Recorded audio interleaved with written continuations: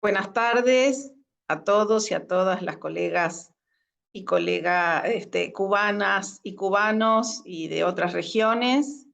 Estamos aquí con el doctor Guillermo Cordero, yo soy Paula Carlino, estamos en Buenos Aires, Argentina. Ambos integramos el equipo que llamamos GISIOLEM, que es el grupo, es un grupo de investigación, y en este seminario intentamos estar presentes porque nos interesa, bueno, dar a conocer nuestro trabajo y poder intercambiar con los participantes de este seminario, eh, con esta ponencia, y también tenemos otras dos ponencias más, una a cargo de Carolina Roni y Paula Carlino, y otra a cargo solamente mía.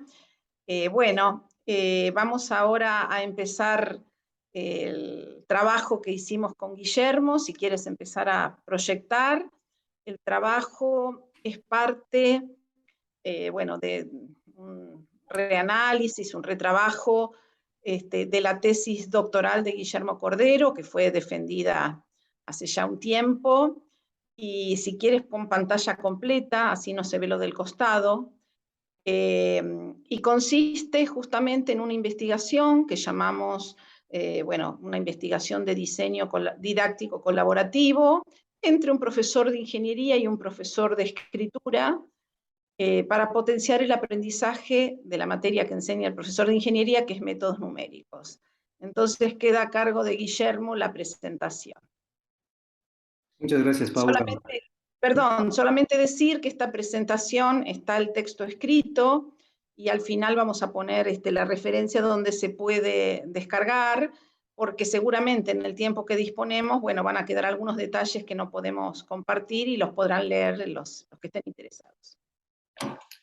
Muchísimas gracias, Paula. Un cordial saludo a los y las colegas cubanos. Para nosotros es un honor, un gusto presentar este trabajo ante ustedes. Como Paula bien lo ha anunciado, se trata de un trabajo colaborativo entre un profesor de ingeniería y un profesor de escritura, que en este caso soy yo mismo, para potenciar el aprendizaje de métodos numéricos, que es la asignatura del profesor de ingeniería, la que él imparte en una universidad de Cuenca, Ecuador. ¿Cuál es el plan de la presentación? Vamos a comenzar exponiendo el problema que originó este estudio, luego pasaremos a describir el estudio, que es una investigación observacional longitudinal de codiseño colaborativo entre un profesor disciplinar y un profesor de escritura. Como parte de esta descripción tenemos los siguientes puntos. Describiremos el caso estudiado y su contexto educativo, la relación profesor-disciplinar, profesor de escritura, la relación investigador-grupo de investigación, cómo enseñaba el profesor antes de esta intervención. También describiremos el género, entrada de manual de métodos numéricos, con el cual el profesor diseñó ya una tarea en su asignatura que luego fue potenciada en el marco de este estudio. También describiremos la secuencia didáctica codiseñada entre ambos profesores. Luego pasaremos a describir el enfoque longitudinal del trabajo colaborativo y la recolección de datos. Y finalmente expondremos en qué consistió el dispositivo de confrontación. Y al último pasaremos a señalar algunas conclusiones. ¿Cuál fue el problema que dio origen a este estudio? Específicamente y dentro de esta materia, la insatisfacción del profesor de ingeniería que pedía escribir entradas de manual de usuario de métodos numéricos a sus alumnos y observaba problemas recurrentes en los escritos que recibía, principalmente problemas, más allá de problemas gramaticales o ortográficos, problemas en cuanto a la información que los alumnos debían incluir dentro de este manual. ¿Sí? Este es Esta insatisfacción es compartida, o suele ser compartida por profesores de otras disciplinas que también experimentan, ¿no es cierto?, estos mismos problemas con los trabajos de escritos que les piden a los estudiantes. ¿Sí? Esto se debe muchas veces a que la escritura dentro de la universidad puede ser exigida, pero no es enseñada. ¿Sí? Los profesores, por otra parte, tienden a suponer que se trata de una habilidad general que debió haber sido aprendida en la escolaridad previa y que luego debería ser aplicada en sus disciplinas sin problema. Pero la cuestión, en muchos trabajos nuestros también lo hemos mostrado, que esto simplemente no se da. O sea, difícilmente la escritura es, ¿no es cierto?, la escritura no es un contenido de carácter general que puede ser aplicado o llevado fácilmente a otra materia, a un contexto particular.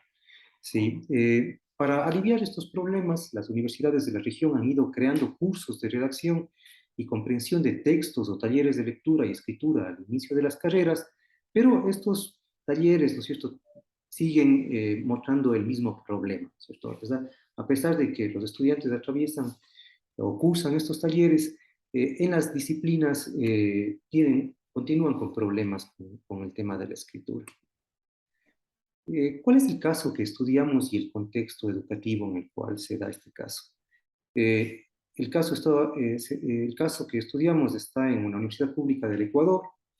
El profesor con el cual contactamos es un ingeniero civil con estudios de postdoctorado y con amplia experiencia también en la producción científica de textos de su disciplina.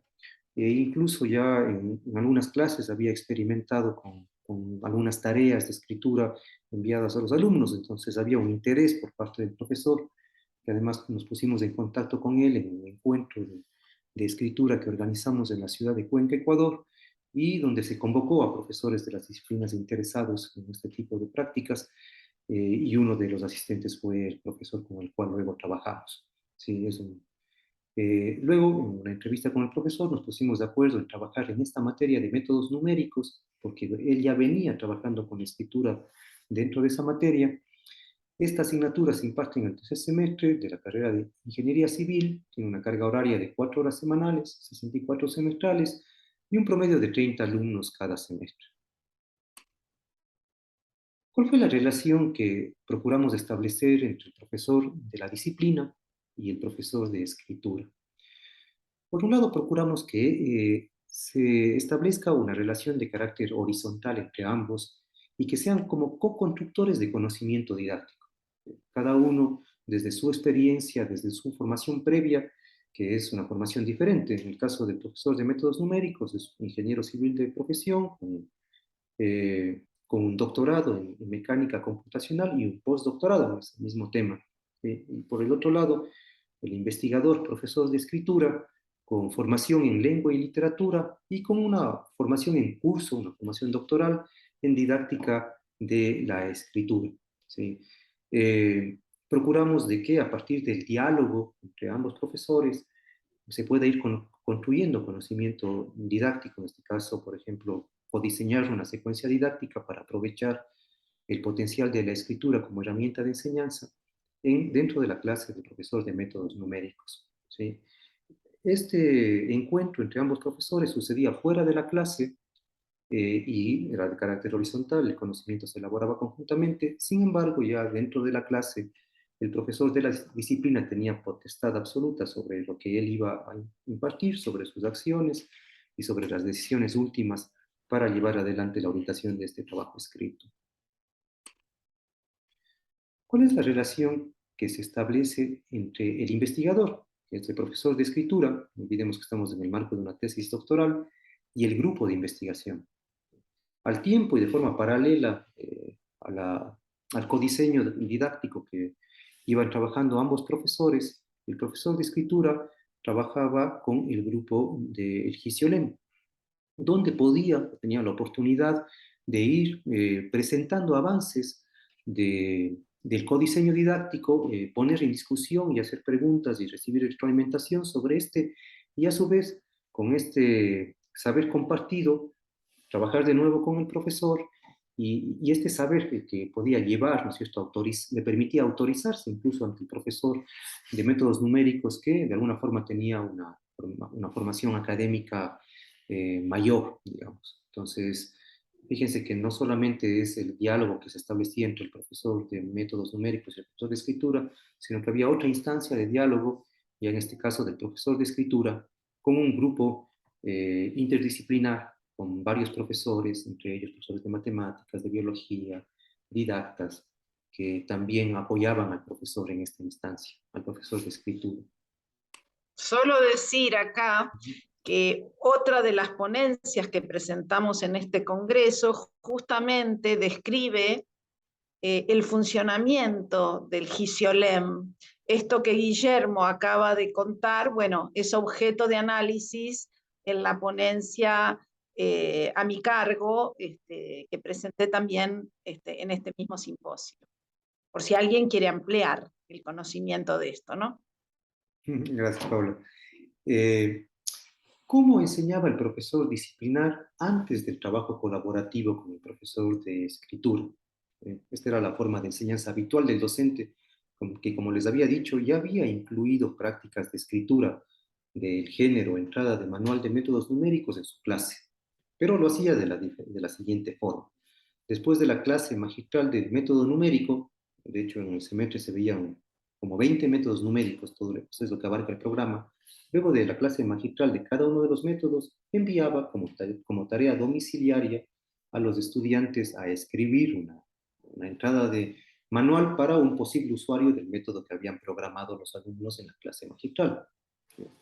Luego lo que hacía es recibir, ¿no es cierto?, al final de la unidad, los manuales de usuario de los métodos que se habían revisado en la unidad, calificarlos, sustentar una nota y devolvérselos a los alumnos para que ellos puedan ver ciertos comentarios que se hacían, pero no había instancias de escritura. Y la revisión, como les estoy explicando, la hacía el profesor en solitario. Un análisis de esta propia práctica junto con el profesor, o sea, le permitió también al profesor ver que la forma en la que él venía gestionando la escritura dentro de su clase no era consecuente con el objetivo que él mismo se planteaba a través de esa escritura. Lo que él quería a través de esa escritura era que los alumnos tuviesen oportunidad de aprender métodos numéricos desde la perspectiva del usuario. En una de las entrevistas, los diálogos que mantuvimos con el profesor, él mismo se da cuenta de esto y al respecto dice: esta es la forma que he venido utilizando. Puede ser un poco brutal, pero la verdad tal vez es porque me resultaba difícil explicarles cómo se tiene que hacer una entrada de manual. Es más, creo que en este punto yo mismo me podría criticar porque lo que he estado haciendo es algo como burocrático. Les digo, verán, este es el formato o el formulario, relleno.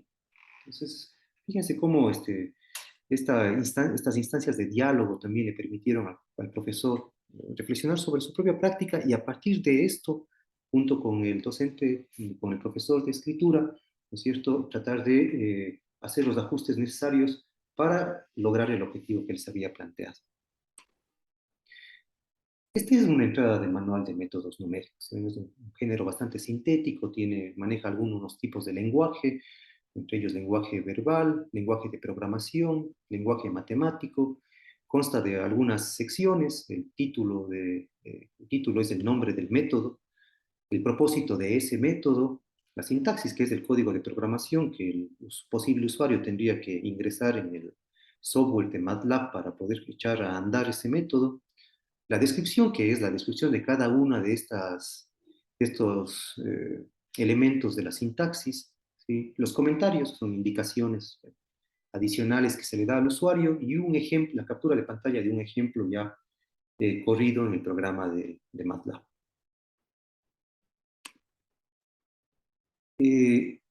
¿Cuál es la secuencia didáctica que, una vez que el profesor constató que la enseñanza habitual no daba los resultados que él esperaba, diseñaron o codiseñaron con el profesor de escritura? Fíjense, esta era la forma de enseñanza habitual del docente, como habíamos visto. A esta secuencia se le agregan 3 actividades más. La primera actividad, un análisis de modelo de entrada de manual. El profesor encuentra algunos modelos, ejemplos reales de entradas de manual y los analiza junto con los alumnos en una clase previa a partir de 3 criterios que él consideró relevantes: la estructura de una entrada de manual, el lenguaje, donde él puntualizó, le interesaba la concisión y también la precisión terminológica, y finalmente la información relevante para el usuario. Entonces, estos tres criterios que luego además sirvieron como criterios de revisión en una próxima actividad, fueron establecidos en esta primera clase, en consenso con los alumnos también. Una segunda actividad fue la revisión colectiva de borradores de entrada de manual. O sea, fíjense, en este caso ya la escritura de entrada de manual ya no es la última actividad, sino más bien una actividad intermedia a partir de la cual el profesor junto con los alumnos van a revisar en la clase esas producciones de los alumnos. Sí, y aquí se abre una oportunidad, ¿no es cierto?, de un lado para que el profesor pueda enterarse del proceso de aprendizaje, de comprensión de los contenidos disciplinares por parte de los alumnos al revisar los escritos de ellos, y por otro lado para que los alumnos puedan hacer preguntas, plantear dudas, ¿no es cierto?, con respecto a su propia escritura. Fíjense que aquí ya la actividad de revisión no queda solamente a responsabilidad del profesor, ni para justificar una nota, sino que la actividad de revisión es colectiva y sirve tanto al profesor y a los alumnos para poder ir, además de mejorar el texto, ¿no es cierto?, ponerse de acuerdo y movilizar contenidos disciplinares. ¿Sí? Finalmente, también se agregó una segunda tarea domiciliaria, ¿sí?, que consistía en la reescritura de la entrada de manual luego de la correspondiente revisión. Sigamos.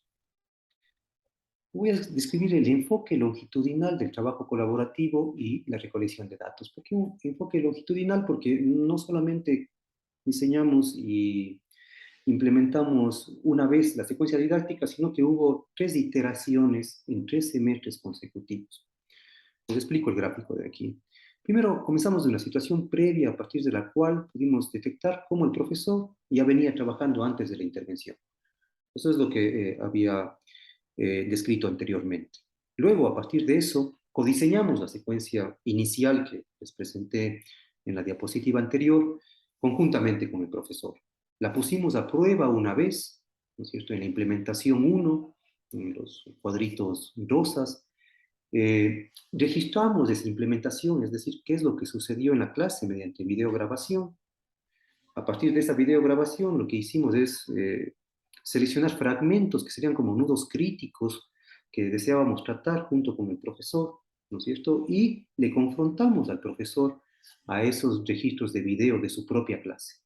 Así el profesor pudo analizar su propia práctica mediante las huellas de esa actividad, ¿no es cierto? Y a partir de eso, y en diálogo con el docente de escritura, hacer los ajustes necesarios para una segunda implementación.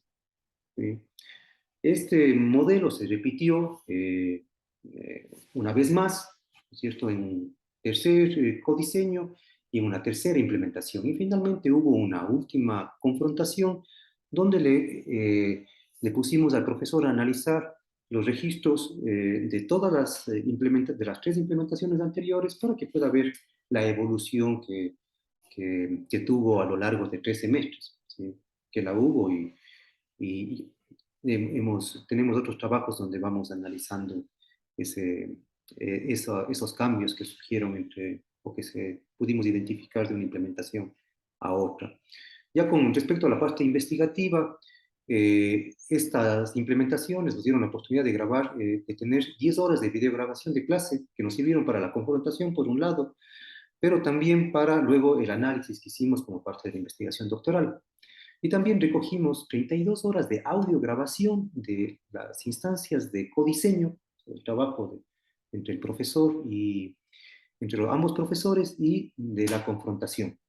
Todo lo que se conversaba allí, se hablaba, ya sea en la parte del codiseño o cuando el profesor se enfrentaba a las huellas de su propia actividad, quedó registrado para un posterior análisis.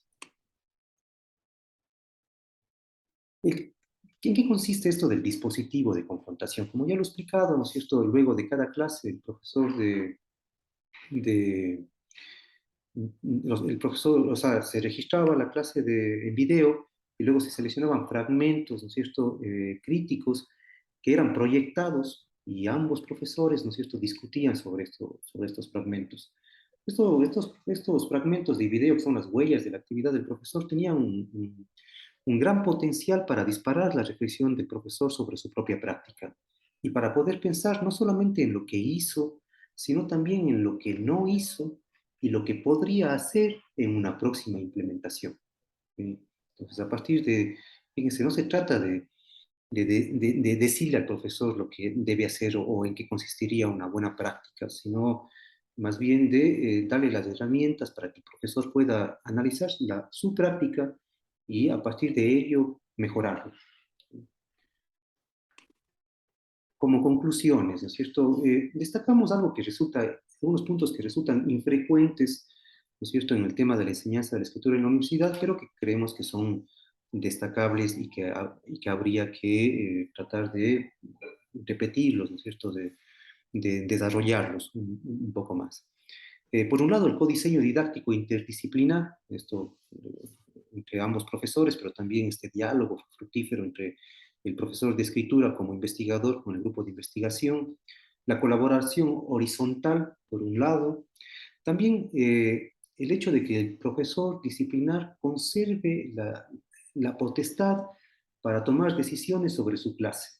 El profesor de escritura no ingresa a la clase como a veces podría suceder, sino deja, ¿no es cierto?, que el profesor de la disciplina sea quien, ¿no es cierto?, como experto en la disciplina, tome las últimas decisiones.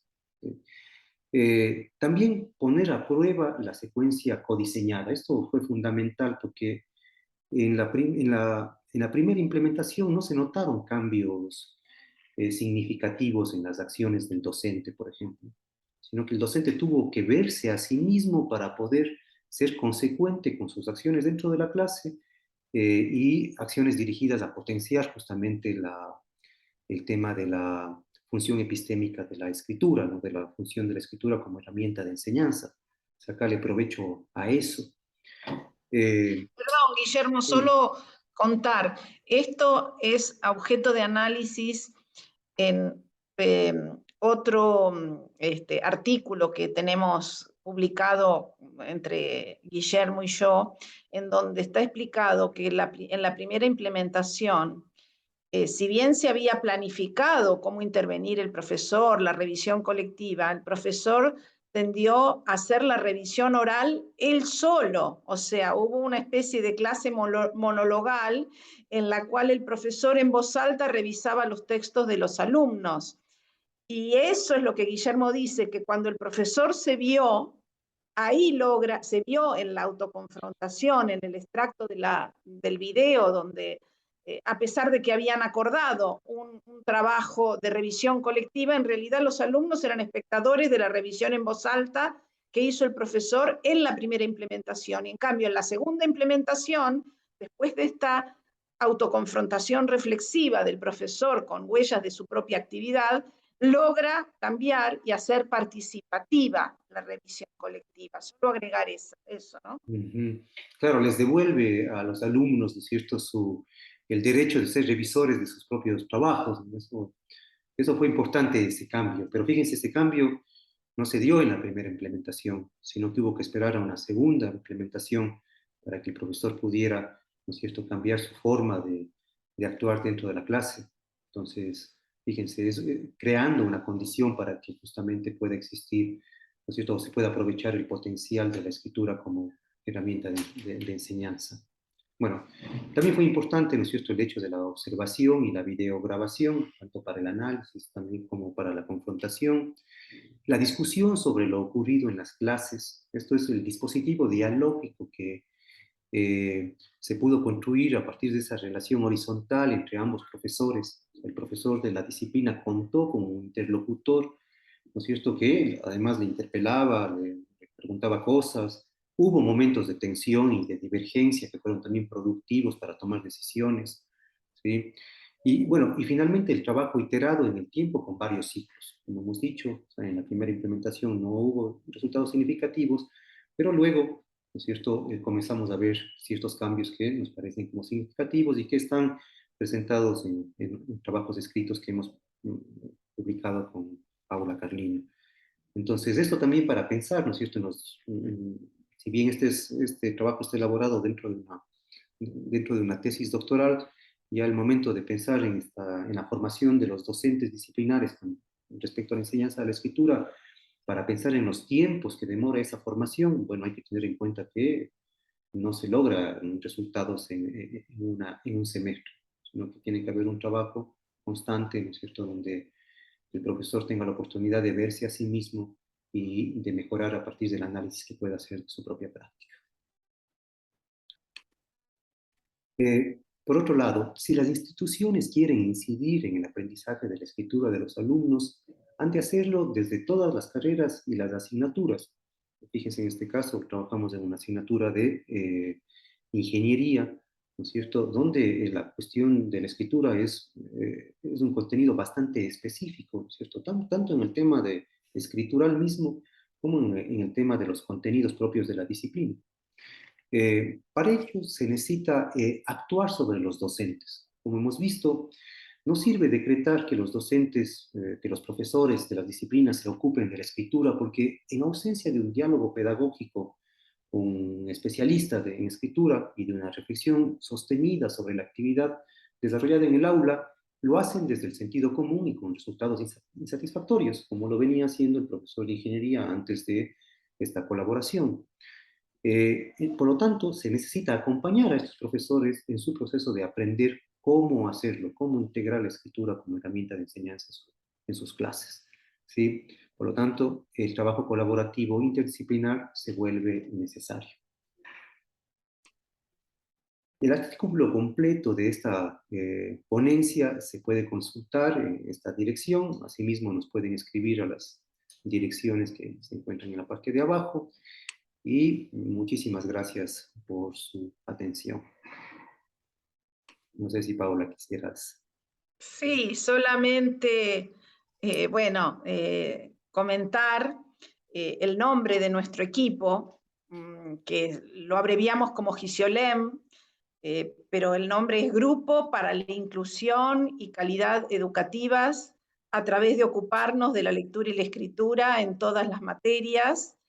Y creo que esta investigación ilustra el tipo de investigaciones que hacemos, en las cuales tratamos de entender en qué condiciones la lectura y la escritura pueden utilizarse en los distintos campos disciplinares de la universidad, incluso de la escuela secundaria, en la ponencia que presentamos con Carolina Roni, en el posgrado también, de qué manera la lectura y la escritura pueden utilizarse por los propios profesores que imparten las distintas asignaturas como forma de ayudar a avanzar a los alumnos a aprender los contenidos propios de sus asignaturas. Y en el camino también aprenden a ser mejores lectores y mejores escritores. También aprenden quehaceres o las prácticas de lectura y escritura propias de sus campos disciplinares. Era agregar eso y por otro lado, bueno, desear que haya podido interesar esta ponencia y quedar a disposición para cualquier interacción que por correo electrónico, por nuestro Facebook, por nuestro Twitter. Si ustedes googlean Gisiolem, van a llegar a nuestro sitio y allí se puede continuar algún tipo de interacción. Muchas gracias. Hasta luego.